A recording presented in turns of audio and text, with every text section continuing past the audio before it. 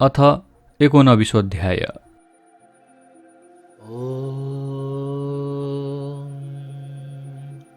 श्रीगणेशाय नमः। यं ब्रह्मा वरुणेन्द्ररुद्रमरुतः स्तुन्वन्ति दिव्यैस्तवे वेदैः साङ्गपदक्रमोपनिषदैः गायन्ति यं सामगाः। ध्यानावस्थिततद्गतेन मनसा पश्यन्ति यं योगिनो यस्यान्तं न विदुषुरासुरगणा देवाय तस्मै नमः। श्रीमच्चन्दनचर्चितोज्ज्वलवपुः शुक्लाम्बरा मल्लिका मालालङ्कृतकुण्डला प्रविलसन्मुक्तावली शोभिता सर्वज्ञाननिदानपुस्तकधरा रुद्राक्षमालाकरा वाग्देवी वदनाम्बुजे वसतु मे त्रैलोक्यमाता चिरम्। मूकं करोति वाचालं पङ्गुं लङ्घयते गिरिं यत्कृपातमहं वन्दे परमानन्दमाधवम्। नमो भगवते तस्मै व्यासायामिततेजसे यस्य प्रसादाद् वक्ष्यामि नारायणकथामिमाम्।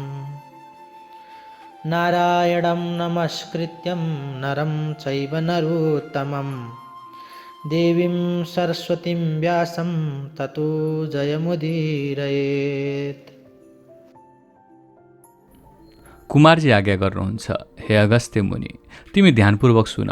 यति पातालका कुरा सुनाए, अब मर्त्यमण्डलको कुरा भन्दछु।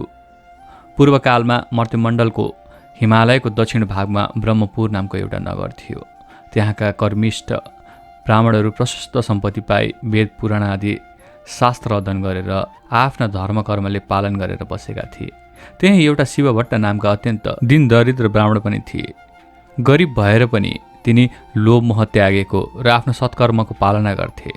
तिनकी सती नामकी ब्राह्मणी थिइन्। ती विप्र दम्पति अनन्य प्रीतिले बसेका थिए। घरमा धन सम्पत्ति नहुनाले निकै कष्ट पाए र एक दिन शिवभट्टले आफ्नी पत्नीसित भने, हे प्रिय, हाम्रो घरमा सम्पत्ति छैन, त्यसै हुनाले बराबर कष्ट भोगिरहेका छौँ। अब सम्पत्ति प्राप्त गर्न सिद्धि गणेशको सेवा गरौँ भन्ने सल्लाह गरी दुवैजना पति पत्नी 8 दिनको मङ्गलबार बिहानै उठी कष्टपूर्वक सिद्धि गणेशको सेवा गर्न लागे।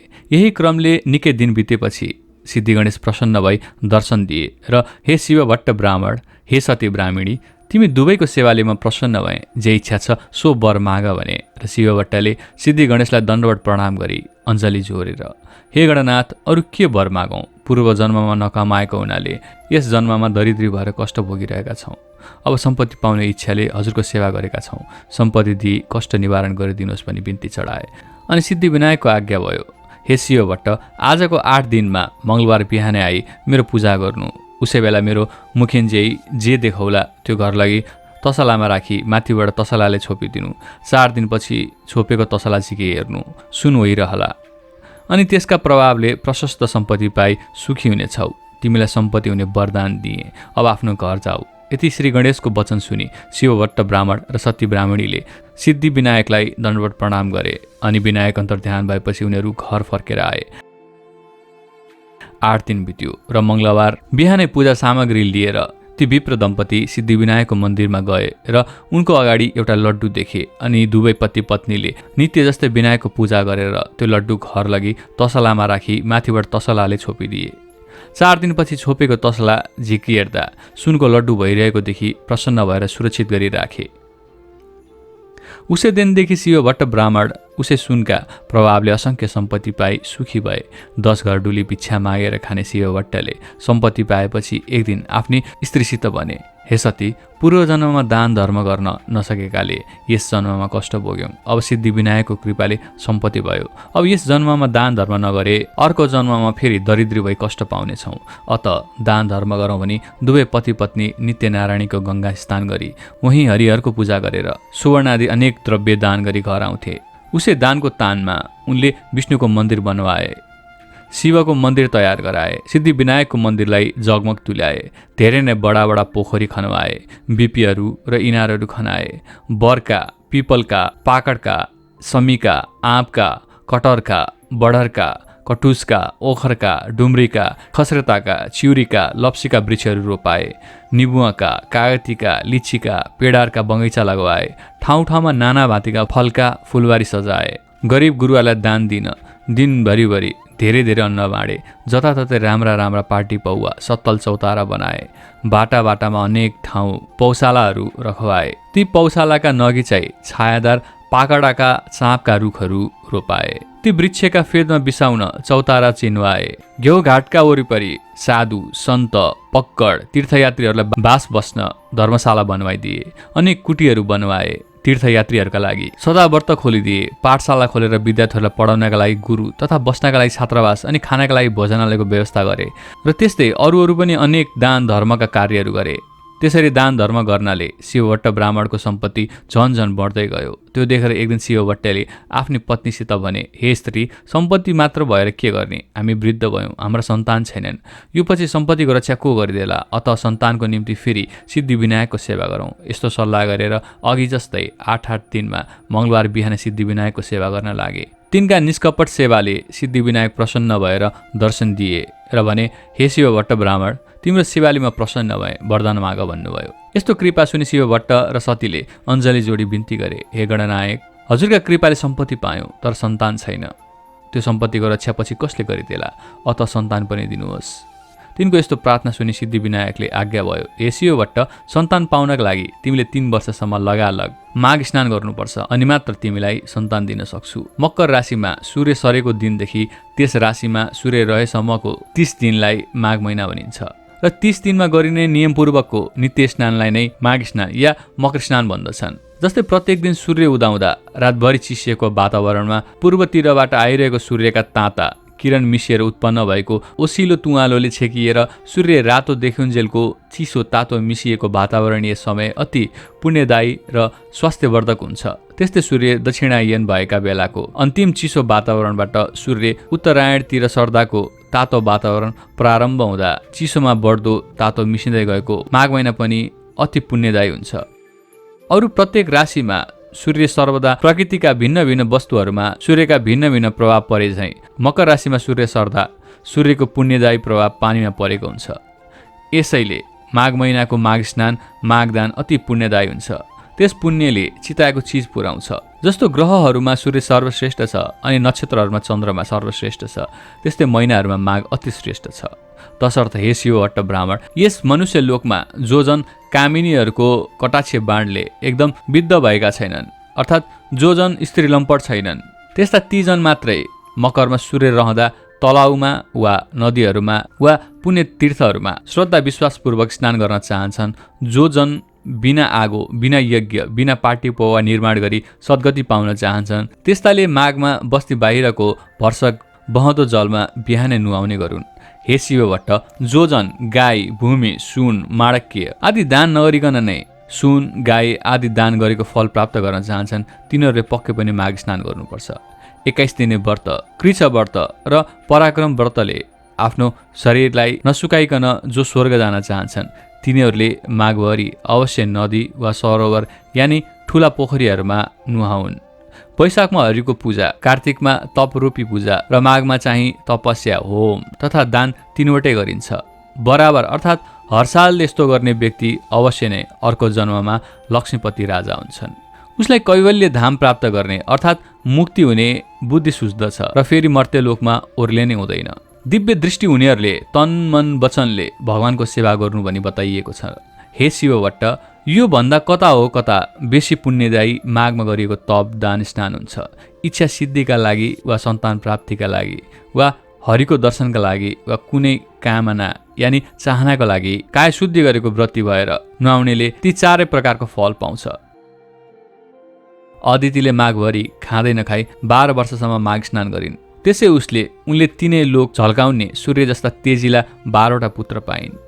माघ स्नानको प्रभावले नै रोहिणी, सौभागा अर्थात् सौभाग्यवती अनि अरुन्धती, दानशिला तथा सची साततले महलमा रूपराशीले झकिझकाउ भएर रहेकी छिन्। उसले मकरमा सूर्य रहँदा नदी वा तलाउमा स्नान गर्ने गरेको छ। तिनीहरू यस संसारमा सफा स्वच्छताको शोभाले भरिएकी सुन्दरी सुन्दरी नर्तकीहरू आँगनमा नाचिएकी, दियाका तातीले झझल्कार सुन्दर स्त्रीहरूले खचिखचाउ भएको, गीत बाजाको स्वरध्वनि भइरहेको, मङ्गल कार्यहरूको विधि विधानले शोभिएको, वेदका ध्वनिले पवित्र पारिएको, विद्वान ब्राह्मणहरू विराजिएको, देवताहरूको पूजाले आनन्ददायक तथा सधैँ पाहुनाको लर्को लागिरहने घरमा प्रसन्नतापूर्वक बस्न पाउँछन्। प्यारो वस्तुको त्याग र नियमको पालना गरेर जसले माघ महिनामा प्रशस्त दान दिएको छ, जसले मुरारी भगवानको पूजा गरेको छ, त्यो जन अति उत्तम अति श्रेष्ठ हो। माघ महिना सत्कर्मीलाई सधैँ धर्म दिन्छ र उसको पाप पखाल्छ। सदा इच्छा पूर्ति चाहनेलाई उसले चाहेको फल दिन्छ। त्यो नचाहनेलाई ज्ञान दिन्छ। जुन लोक ज्ञानीहरूलाई, जुन लोक वनमा बसेर तपस्या गर्नेहरूलाई, जुन लोक विष्णुका भक्तहरूलाई मिल्छ, त्यो लोक माघमा नित्य स्नान गर्ने जनहरूलाई सदाको लागि मिल्दछ। हे शिव भट्ट, अरू पुण्यहरूले त पुण्य भोग सकिएपछि स्वर्गबाट फर्किनुपर्छ, तर माघ स्नान गर्ने मनुष्यहरूले त कहिले पनि स्वर्गबाट फर्किनु पर्दैन। जो जन माघमा स्नान गरेर दुधालु गाई वैदिक ब्राह्मणलाई दान गर्छ, त्यस गाईका सर्वाङ्गमा जति रौँ छन् त्यति 1000 वर्षसम्म त्यो जन स्वर्गमै रमिरहन्छ। जो माघ स्नान गर्ने मनुष्य गुण सक्खर मुछेको तिल दान गर्छ, त्यसका सबै पाप पखालिएर निश्चय नै त्यो जन निर्मल भएर शोभिन्छ।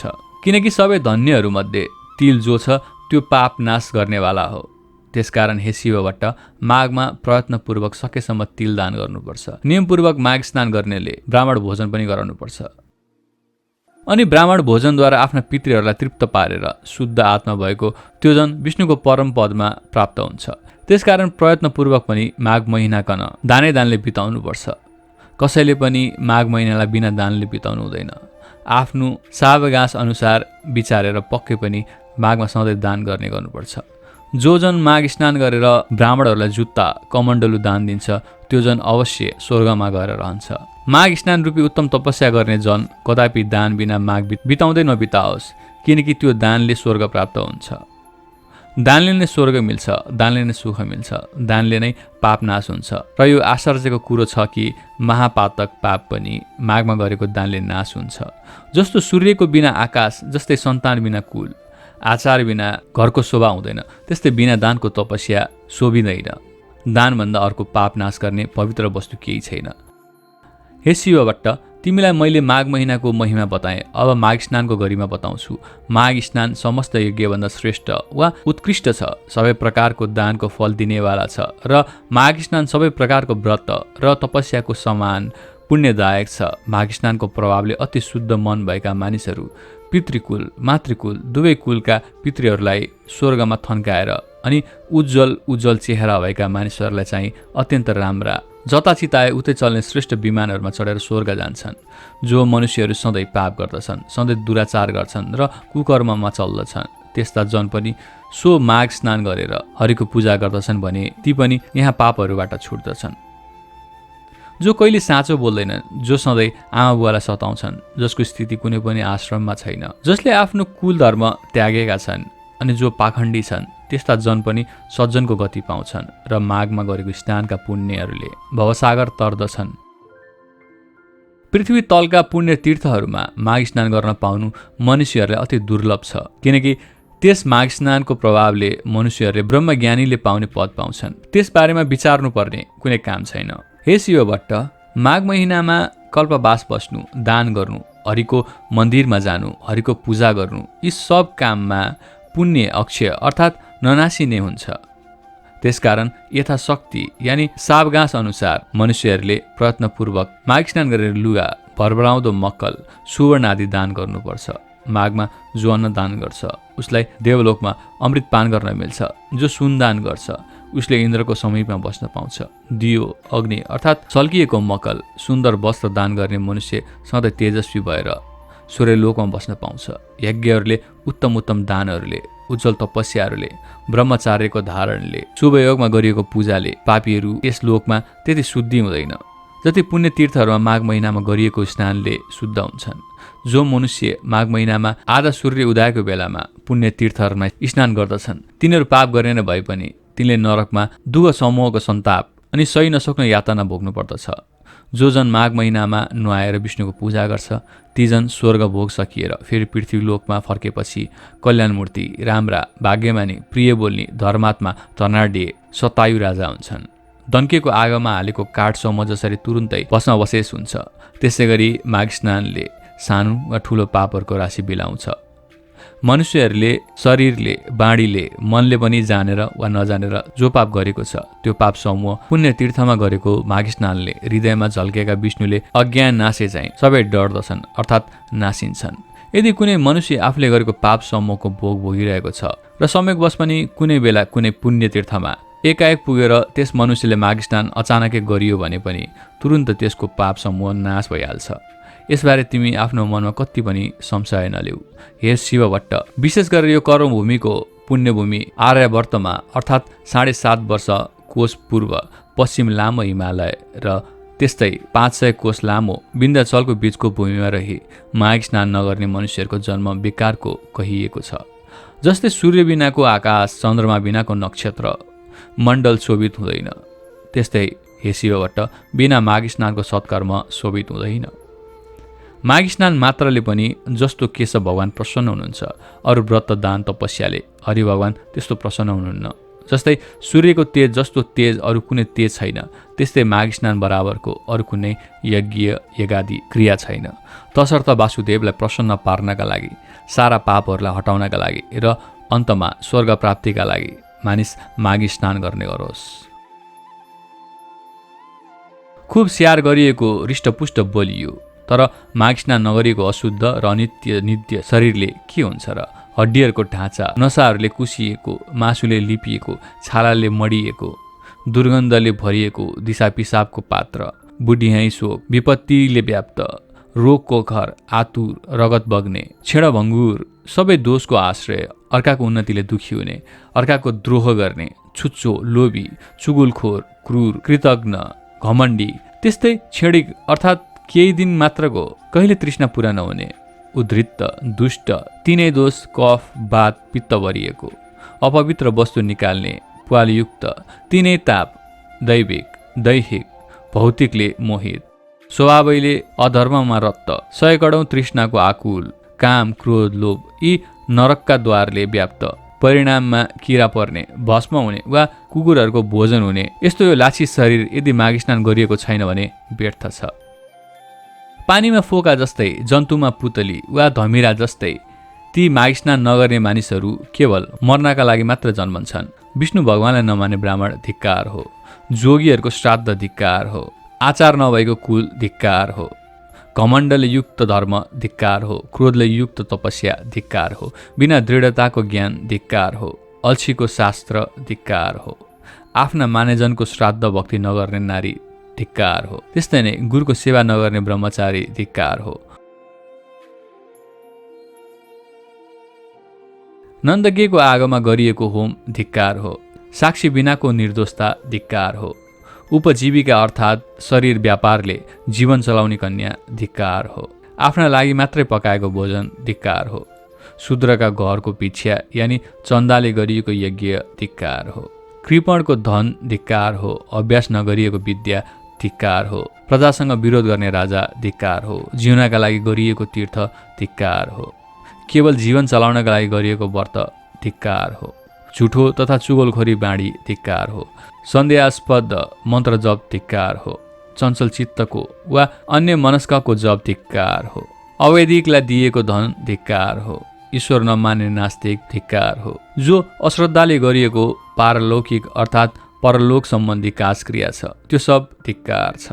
हे शिवभट्ट, जस्तै यस मृत्युलोकमा दरिद्र मनुष्यहरूको जन्म धिक्कार छ त्यस्तै नै अरू मनुष्यहरूको पनि माघ स्नान बिनाको जन्म धिक्कार छ। जो जन मकरमा सूर्य नउदाउँदै भोरैमा स्नान गर्दैन त्यो जन पापबाट कसरी छुट्ला र कसरी स्वर्ग जाला? ज्यान मारा, सुन चोरुवा, झाड रक्सी धोकुवा, गुरुको अनादर गरुवा अनि 5औं त्यस्तैको सङ्गत गरुवा जस्ता पापीले पनि प्रत्येक माघमा दिनौँ मकर स्नान गर्ने गर्नाले ऊ पापरहित हुन्छ। माघ महिनामा सूर्य केही उदाएपछि जो जन पानीमा डुबुल्की मार्छन् ती चाहे जस्ता सुकै महापतित हुन् त्यस्तालाई पनि माघ स्नानले पवित्र पार्छ। अरू सारा छिटपुट पापहरू र ठुल्ठुला महापातक अर्थात् ठुल्ठुला पाप पनि यी सबै नै माघ स्नान गर्ने मनुष्यका भस्मीभूत हुन्छन्। माघ महिना आउन लागेको बेलामा सारा पापहरू थरथर काम्न थाल्छन्। यदि कसैले बहँदो पानीमा माघ स्नान गर्यो भने तब उसका सारा पापहरू नासिन्छन्। हामी उसका शरीरबाट बाहिरिन्छौँ अनि हामीहरू कहाँ बस्ने। यो माघ महिना त हाम्रो नाशकाल हो ठानेर माघ महिनामा स्नान गर्न लागेका मान्छेहरू देखेर दुखी हुन्छन्। माघ स्नानले पाप खारिएका उत्तम मनुष्यहरू आगो झैँ चकिन्छन्।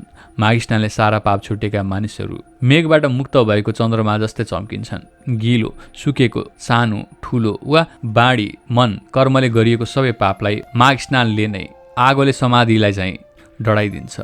जो पाप देखा जाला भनेर प्रमादवश गरिएको छ र जो पाप जानेर वा नजानिकन गरिएको छ ती सब पापहरू मकरमा सूर्य रहेको बेलामा गरेको माघ स्नानले नै नासिन्छन्। माघ स्नानले निष्पापीहरू स्वर्ग जान्छन्, पापीहरू पाप खारिएर पापरहितका पवित्र हुन्छन्। हे शिवभट्ट, माघ स्नानका प्रभावले यी सब कुरा हुनमा कुनै सन्देह छैन। जसरी विष्णु भक्तिमा सबैको अधिकार छ उसै गरी माघ स्नान गर्नमा पनि सबैको अधिकार छ। माघ सबैलाई स्वर्ग दिने र सबैको पाप नाश गर्ने बेला हो। यही ठुलो मन्त्र हो र यो नै ठुलो तपस्या हो। यो माघ स्नान नै पाप निखार्ने अति उत्तम ठुलो प्रायश्चित हो। मनुष्यहरूको जन्म जन्मान्तरको अभ्यासले मात्र माघ स्नानमा श्रद्धा भक्ति हुन्छ। हे शिवभट्ट, जसरी जन्म जन्मान्तरको अभ्यासले मात्र अध्यात्म ज्ञानको प्राप्ति हुन्छ त्यसै गरी संसार रूपी हिलाको लेप पखाल्न निपुण यो श्रेष्ठ माघ स्नान पवित्रहरूलाई पनि अझ पवित्र पार्ने हो। हे शिवभट्ट ब्राह्मण, हिमालयको दक्षिणी पहाड प्रान्तमा रहेको त्यस घेउघाटमा रहेका माघ स्नानहरूले सारा पाप हट्दछ। 7 जन्मदेखि थुप्रिएको पाप र वर्तमान जन्ममा गरिएको भयङ्कर पाप गर्न पनि नाश पारिदिन्छ। मुनिहरू जुन पापको प्रायश्चितै छैन भन्छन् त्यस्तो पाप पनि पुण्य तीर्थहरूमा गरिएको माघ स्नानले नाश हुन्छ। जो जन श्रद्धाले मानसरोवरमा माघभरि बसी त्रिकाल स्नान गर्छ त्यो जन त मुक्त नै हुन्छ। अक्षोदमा माघभरि स्नान गर्नाले इन्द्रलोक प्राप्त हुन्छ। बदरिकाश्रममा माघभरि स्नान गर्नाले निष्पाप हुन्छ। नर्मदामा माघभरि नुहाउनाले सकल पाप नाश हुन्छ। दुःख नाश हुन्छ। चिताको फल पाइन्छ। मरेपछि शिवलोकको बास पाइन्छ। यमुनामा माघभरि स्नान गर्नाले सारा पाप नासी सूर्यलोक प्राप्त हुन्छ। सरस्वतीमा माघभरि नुहायो भने सारा पाप नासिएर मरेपछि ब्रह्मलोकको बास पाउँछ। विशालामा माघभरि स्नान गर्नाले चिताएको कुरो प्रशस्त पाइन्छ र त्यस स्नानले पापरूपी दाउराको खिलियोलाई डडेलो जङ्गललाई चाहिँ भस्मीभूत पार्छ र गर्भवासको ओहोरो दोहोरोको फोहोरोलाई पनि समाप्त पारेर मुक्ति नै दिलाउँछ। गङ्गाजीमा गरिएको माघ स्नानले विष्णुलोक मिल्छ अथवा धेरै वर्षसम्म स्नान गरिरहे मुक्ति नै पनि मिल्छ भनिएको छ। सरयू, कोशी, बागमती, कमला, राप्ती, तिनाउ, कर्णाली, शारदा वा महाकाली, सिन्धु, सिन्ध, चन्द्रभागा, तापी, गोदावरी, गोमती, गण्डकी, भीमा, पयोष्णी, कृष्णवेणिका, कावेरी, तुङ्गभद्रा, ब्रह्मपुत्र, महानदी, तिस्ता, मेची र अरू पनि सोझ समुद्रमा मिसिने नदीहरू छन्। तिनमा पनि प्रत्येक माघ स्नान गर्ने मनुष्यहरू तबसम्मका सकल पाप विनाशिएर पछि स्वर्ग लोकमा बास पाउँछन्। नैमिषारण्यमा प्रति वर्ष माघ स्नान गर्नाले विष्णुको सामिप्यको बास र पुष्करमा माघभरि स्नान गर्नाले ब्रह्माको नजिकै बस्न पाइन्छ। कुरुक्षेत्रमा माघभरि स्नान गर्नाले इन्द्रको लोकमा बास पाउँछ र देवदहमा माघभरि माघ स्नान गर्नाले योग सिद्धिको फल पाइन्छ।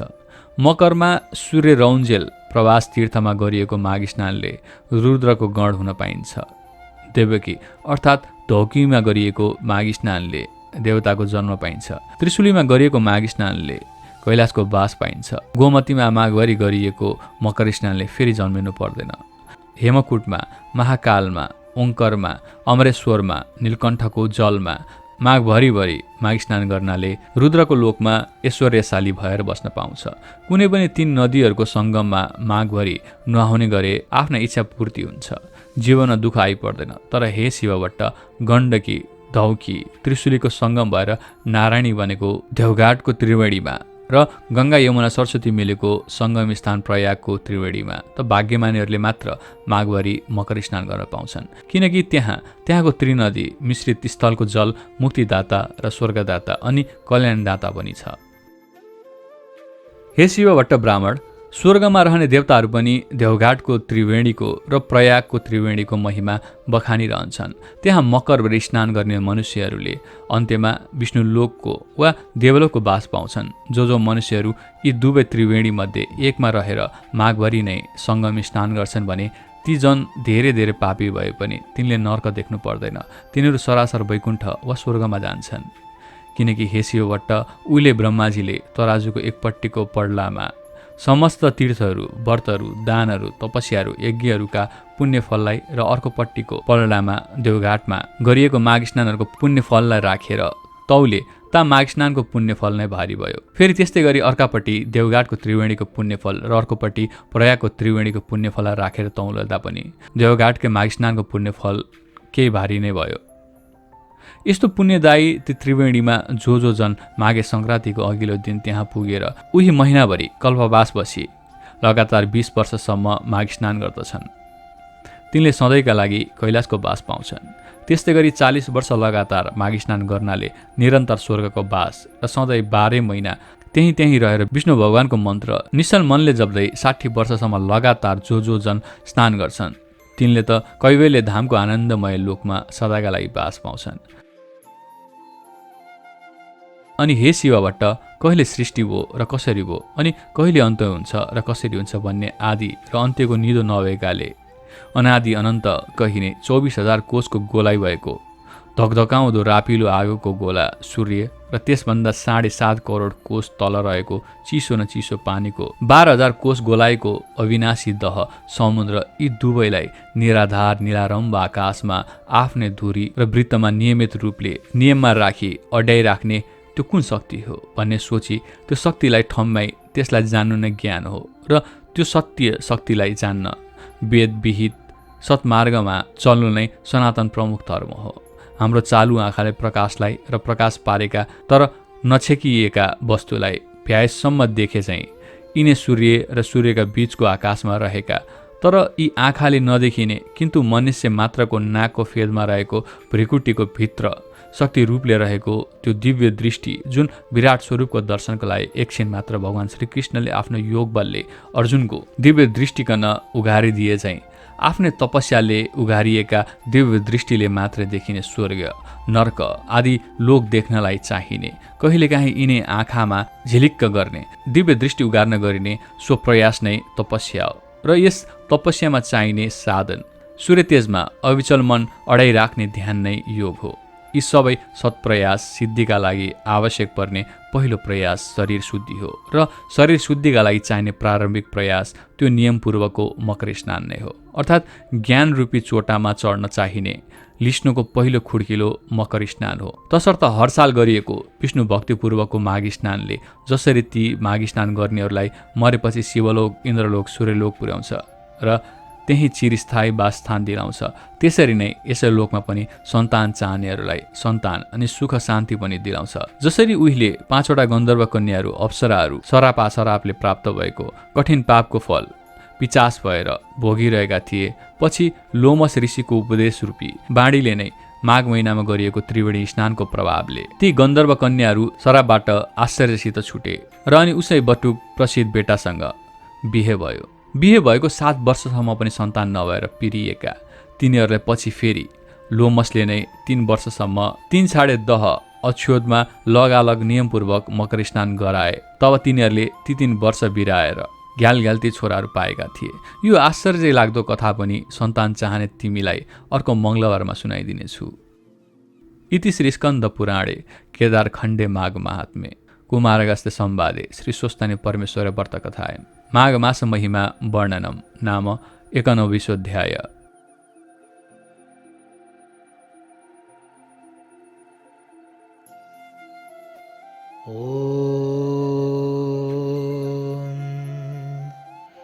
उपनयतु मङ्गलं वः सकलजगन्मङ्गलालयः श्रीमान् दिनकरकिरणनबोधितनवनलिनदलनिवेक्षणः कृष्णः काले वर्षतु पर्जन्यः पृथिवी सस्यशालिनी देशोऽस्यं क्षोभरहितो ब्रह्मणाः सन्तु निर्भयाः अपुत्राः पुत्रिणः सन्तु पुत्रिणः सन्तु पौत्रिणः निर्धना सदनः सन्तु जीवन्तु शरदां शतम् तत्रैव गङ्गा यमुना च तत्र गोदावरी सिन्धु सरस्वती च तीर्थानि सर्वाणि वसन्ति तत्र यत्राच्युतोदारकथा प्रसङ्गः या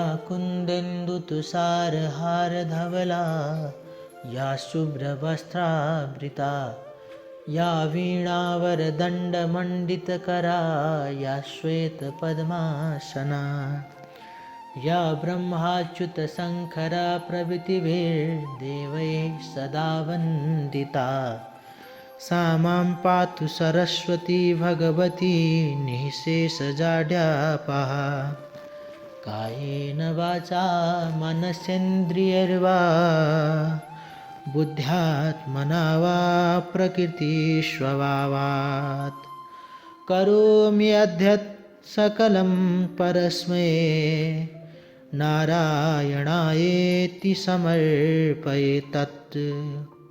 श्री स्वस्थानी देव्यर्पणमस्तु।